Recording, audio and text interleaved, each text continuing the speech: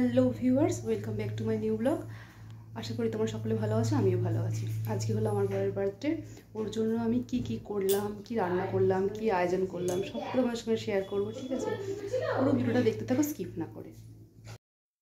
এখানে দেখো বেরিয়ে পড়ি সকালবেলায়, একদম সকালবেলায় ধরুন 10টা-11টা বেজে গেছিলো। তখন স্নান টান করে বেরিয়ে পড়েছিলাম বরের জন্য গিফট কিনতে। এখানে আছে আমি, বাবু, মা, মৌ। এটা হচ্ছে মৌ বলতে আমার এক ননদ হয় করতে হতো, ঠিক আছে? সবাই মিলেই বেরিয়ে পড়েছিলাম। তো ওর জন্য কিছু একটা গিফট কিনবো। দেখো আমি টোটালটাই ওর জন্য যেটুকু আয়োজন করেছি একাই করেছি, ঠিক আছে?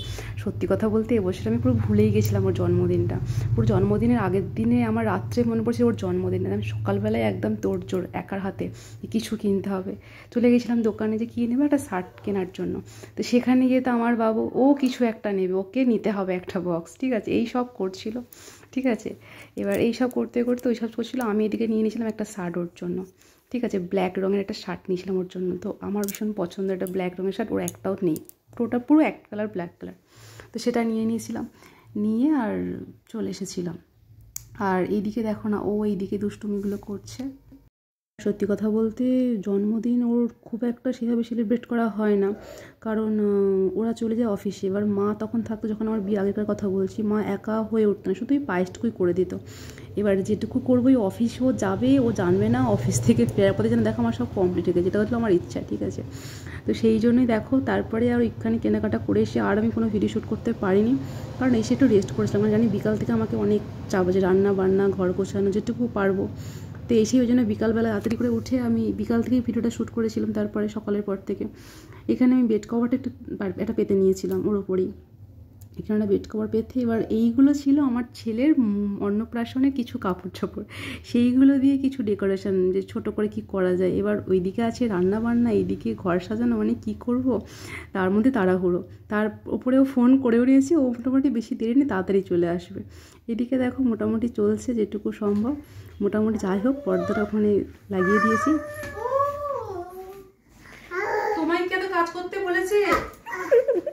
হ্যাঁ, তোমাকে আমি বলেছি যে আমাকে কাজ করে দাও।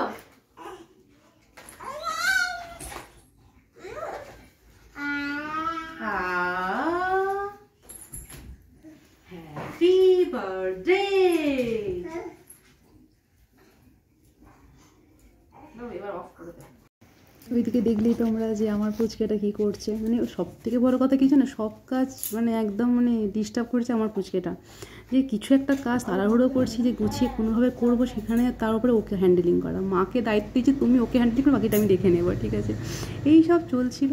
তারপরে দেখো লেখাটা মোটামুটি এখানে লিখে মোটামুটি টাঙিয়ে দিয়েছি। তারপরে এখানে রেডি করছিলাম বেলুনটা, ওটা তো সেটিং হচ্ছিল না। দেখো ও তো আর বাচ্চা নয় যে আমি সারা ঘরে বেলুন টাঙাবো, ওই জন্য লেখাটার কাছে একটু কিছু বেলুন দেওয়া বাড়ছে, মানে একটা বেলুন থাকেই, ঠিক আছে? তো যাই হোক মোটামুটি এইভাবে মৌ এখানে আমাকে অনেকটা হেল্প করেছে, অনেকটা। তারপরে দেখো এখানে চলে এসেছিলাম রান্না করতে। মানে বললাম না, সব একার হাতে করছিলাম, এইদিকে একবার ওদিকে একবার। আর সময় ছিল খুবই কম হাতে, মানে একদম কেনাকাটা থেকে শুরু করে রেডি করা সর্বস্ব। তো এইখানে আমি বানাচ্ছিলাম হচ্ছে কাশ্মীরি আলুর দম। তো কাশ্মীরি আলুর দম তোমরা যদি দেখতে চাও, এখানে আমি খুব তাড়াহুড়ো করি এখানে শর্টে দিয়ে দিয়েছিলাম। সবাই তোমরা জানো, তবু আমি দিয়ে দেবো একদম, আমি শর্ট ভিডিও দিয়ে দেবো একটা, সেটা তোমরা দেখে নিও।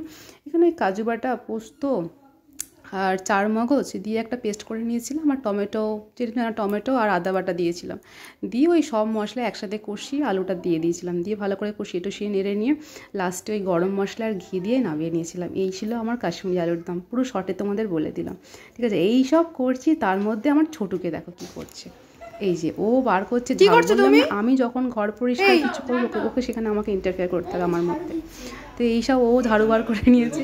এইদিকে ভালোই লাগে জানেন তো, সব ব্যস্ততার মধ্যে যখন এই ছোটো ছোটো বিষয়গুলো দেখি ভালোই লাগে। তো সেগুলো তোমাদের সঙ্গে শেয়ার করি। দেখো ওর এই কী বলে কাণ্ড কারখানাগুলো। মোটামুটি আমার ঘর গোছানো মোটামুটি কমপ্লিট। এবার তোমাদেরকে দেখাবো কেমন করলাম। এখানে দেখো আমি এখানে মোমবাতি ইউজ করেছি বেশি, কারণ আমার যেটা ভাবনা বা আমার ধারণা মনে হয়, খুব কম সময়ে ঘরকে যদি কোনো কিছু সুন্দর করে তুলতে পারে, সেটা হচ্ছে আলো হচ্ছে আমার মনে হয় খুব কম সময়ে জিনিস সুন্দর করে তুলতে পারে। তো সেইখানে আমি কি করব, যেহেতু প্রিয় মানুষ আমারও একটা সামনে ভ্যালেন্টাইন্স ডে, আবার পরের দিনই, ওই জন্য গোলাপটা ওখানে অবশ্যই রেখেছি, আর মোমবাতি। এই হলো ডেকোরেশন আমার রুমটা, বিশেষ কিছু করিনি। এখানে দেখো এসে গেছিলো। এবার ওর মধ্যে বিশেষ তো আমি রিয়াকশান পাবে না, ওর প্রকাশ প্রচুর কম,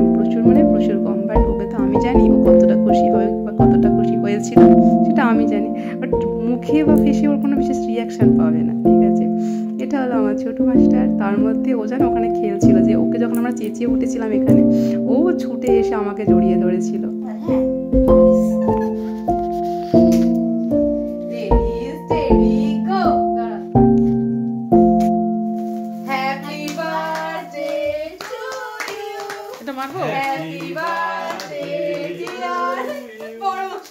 এটা মারি, আমি কাছে ধরে থাকবো।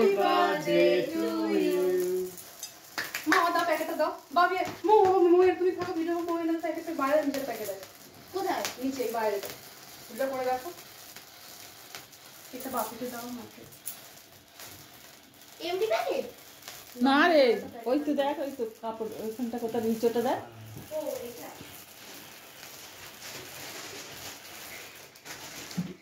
এইটা আপনার জন্য কোনো রিঅ্যাকশন পাবে না। যাও না, যাও।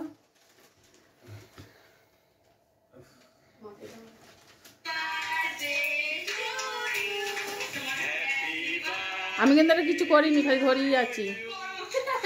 তারপরে এইসব হয়ে যাওয়ার পর ওকে খাবার দিয়ে দিয়েছিলাম আমি। ওর জন্য তো আমি বলেছিলাম লুচি, কাশ্মীরি আলুর দম, চিলি পনির বানিয়েছিলাম, বিশেষ কিছু করিনি, নিরামিষই করেছিলাম সব কিছু। ভিডিওটা আপলোড করতে অনেকটা লেট হয়ে গেল আমার। ওর ছিল 13ই ফেব্রুয়ারি ওর জন্মদিন, পরের দিনে ছিল ভ্যালেন্টাইন্স ডে। এবার আমার ভ্যালেন্টাইন্স ডের দিন বিকালবেলা একটু মানে ঘুরতে বেরিয়ে গেছিলাম, সেখানে কোনো ভিডিও শ্যুট করতে পারিনি, বাট কিছু ছবি তুলেছিলাম, সেগুলো তোমাদের সঙ্গে শেয়ার করে নিলাম, ঠিক আছে। এখানে ও আর আমি গেছিলাম একটা দিদির বাড়ি, তারপরে একটু চাপাতলা একটু ঘুরতে গেছিলাম, এইসবগুলো। আর বাচ্চাটাকে নিয়ে গাড়িতে কোনো ভিডিও আমি শ্যুট করতে পারিনি, ওই জন্যই আমার এই ভিডিওগুলো, আমি কেমন সেজেছিলাম বা আমার ছোটো কেমন সেজেছিলো সেগুলো তোমাদের সঙ্গে শেয়ার করে নিলাম, এই ছবিগুলো। এই ভিডিওটা কেমন লাগলো অবশ্যই কমেন্ট করে জানাবেন, আর ভালো লাগলে অবশ্যই সাবস্ক্রাইব করে দেন। দেখা হচ্ছে পরের ভিডিও। ভালো লাগলে তো অবশ্যই এটা সাবস্ক্রাইব করবে, লাইক করবে আর কমেন্ট করবে। দেখা হচ্ছে নেক্সট ভিডিও। আজকে এই পর্যন্তই ব্লগটা, টাটা।